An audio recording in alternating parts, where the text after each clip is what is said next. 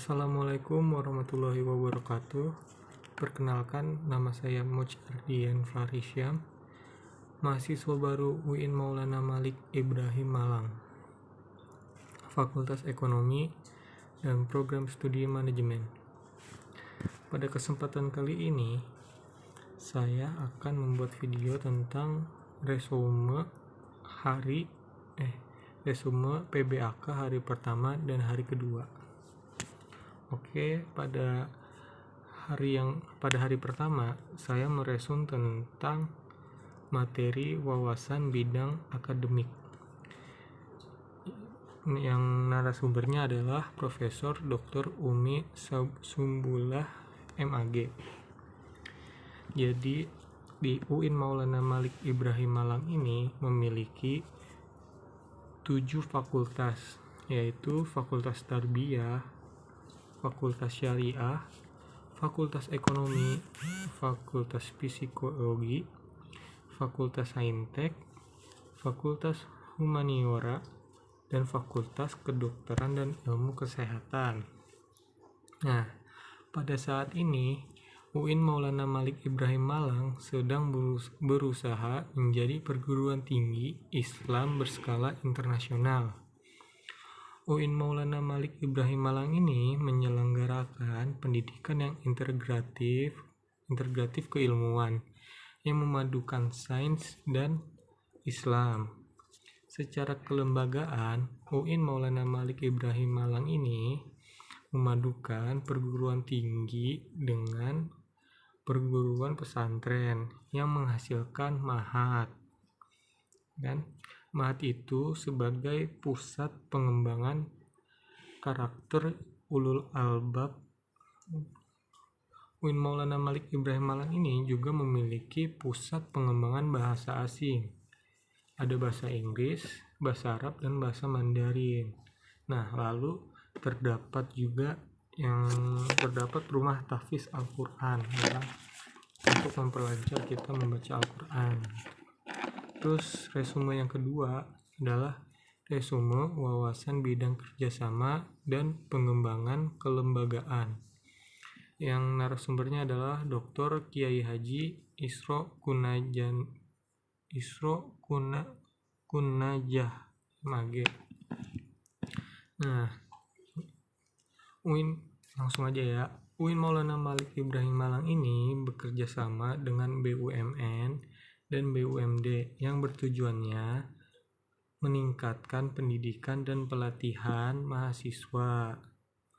UIN Maulana Malik Ibrahim Malang Ibrahim Malang juga bekerja sama dengan beberapa lembaga sosial dalam rangka memperkuat kelembagaan. UIN Maulana Malik Ibrahim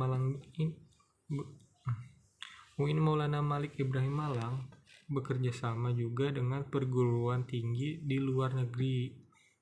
Nah, kerjasamanya itu dalam bentuk pertukaran dosen gitu. Terus kita lanjut lagi ke PBAK hari kedua. Nah, ini resume tentang lingkup kerja Ketua Dewan Mahasiswa. Narasumbernya ini adalah Ketua Dema, Kak Farhan Adi Rosdi, dan Wakil Ketua Dema Ahmad Fawaid. Nah, apa sih Dema itu? Dema adalah organisasi intrakampus. Dema ini merupakan lembaga eksekutif mahasiswa gitu. Terus apa sih fungsinya Dema ini? Nah, fungsi Dema itu adalah sebagai pelaksanaan program organisasi kemahasiswaan.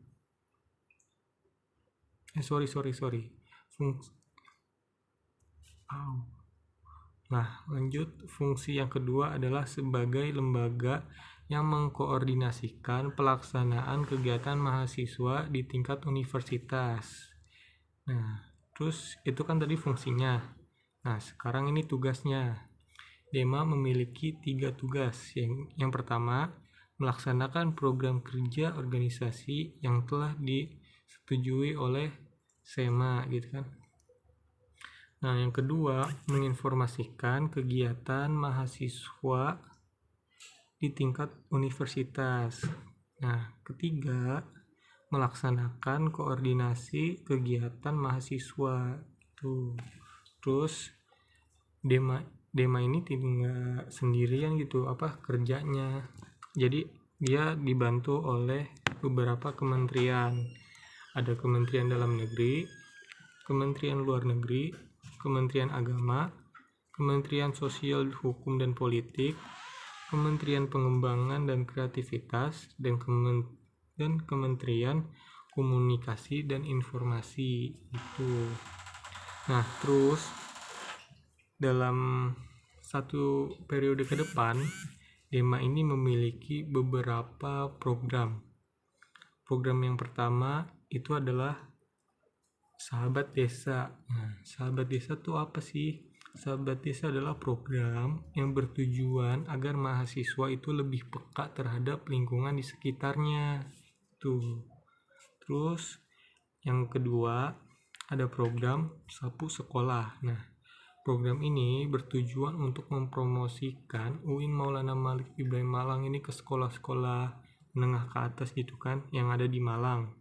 Dengan cara Dema memberikan pelatihan kepemimpinan gitu. Nah, terus yang ketiga ada program yang namanya Wihraparmen yang bertujuan untuk berdiskusi dengan pemimpin birokrasi yang ada di Indonesia.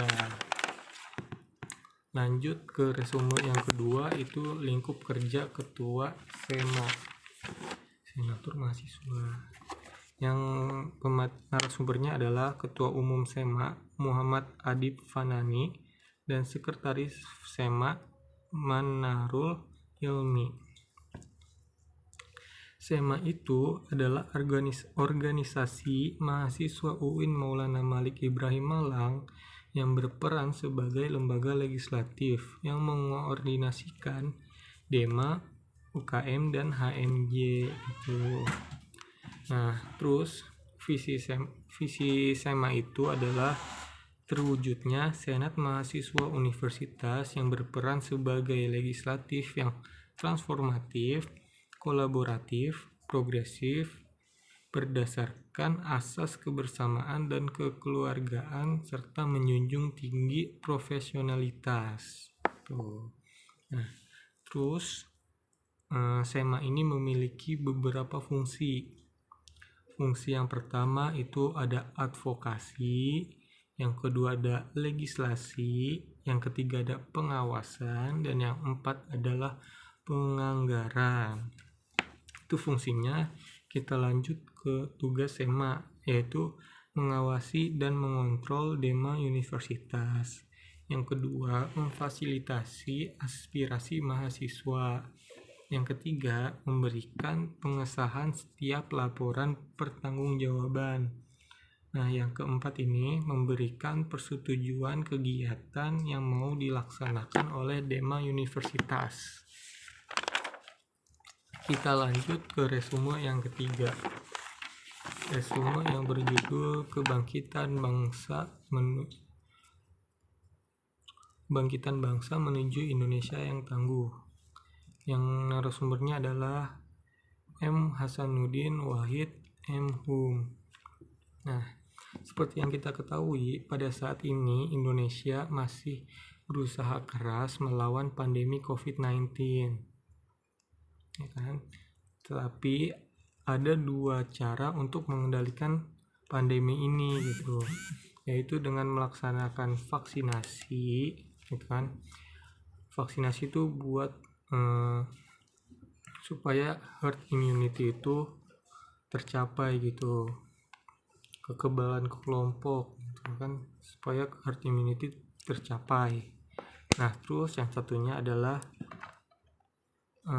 disiplin dengan prokes gitu, 5M, memakai masker, mencuci tangan, menjaga jarak, membatasi mobilitas, dan menghindari kerumunan.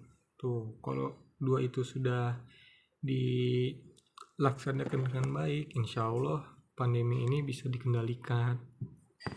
Tuh. Nah, tapi sayangnya masih banyak masyarakat yang kurang disiplin terhadap program kesehatan ini. Kenapa gitu? Karena kurang maksimalnya sosialisasi yang mereka dapat. Jadi masyarakat tuh masih banyak yang kurang paham terhadap COVID-19 ini. Itu masih ada yang menganggap sepele, masih ada yang menganggap batuk-batuk biasa gitu kan, padahal kan itu virus yang lumayan sakti gitu. Nah, terus dampak dari pandemi ini tidak hanya menyerang kesehatan kita dan kesehatan bangsa, tetapi juga menyerang pertumbuhan ekonomi, seperti menurunnya daya beli masyarakat dan meningkatnya angka pengangguran gitu. Nah, terus pandemi ini memberi dampak kepada pendidikan gitu. Nah, selama pandemi ini banyak anak-anak yang putus sekolah, terus fenomena anak yang harus bekerja atau mencari uang di luar itu agar membantu orang tuanya, meringankan biaya orang tua gitu kan. Nah, terus menurunnya capaian belajar siswa gitu. Nah, untuk mengatasi masalah-masalah ini gitu kan, untuk mengatasi masalah itu harus ada kerjasama antar semua pihak, yaitu yang dinamakan kolaborasi hexahelix gitu. Terus udah kita lanjut ke materi yang terakhir, resume modernisasi beragama dalam bingkai NKRI. Narasumbernya ini adalah Dr. Haji Basari MA PhD.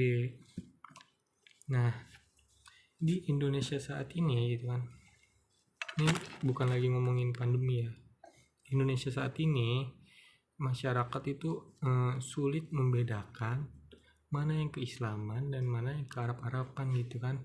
Banyak masyarakat yang berpikir kalau orang yang ke Arab-Araban Islamnya itu pasti udah bagus gitu kan.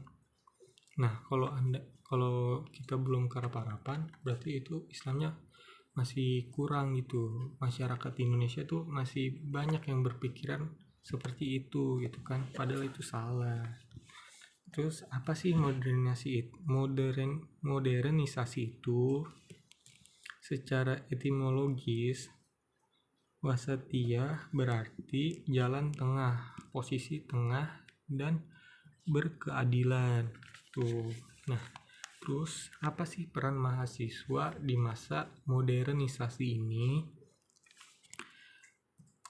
Peran mahasiswa saat modernisasi ini adalah mahasiswa memerankan dirinya sebagai agent of change gitu kan, agen perubahan tuh. Mahasiswa yang menjadi penggerak untuk berubah di masyarakat gitu. Terus yang kedua, mahasiswa harus mengedepankan kepentingan kebangsaan dan keberagaman itu. Oke, itu saja video resume dari saya selama PBAK yang ke-1 dan ke-2 kan. Saya Mucahrian Farisya, mohon maaf bila ada kesalahan ada kesalahan kata, ada kata-kata yang menyinggung, ada kata-kata yang tidak enak didengar. Wassalamualaikum warahmatullahi wabarakatuh.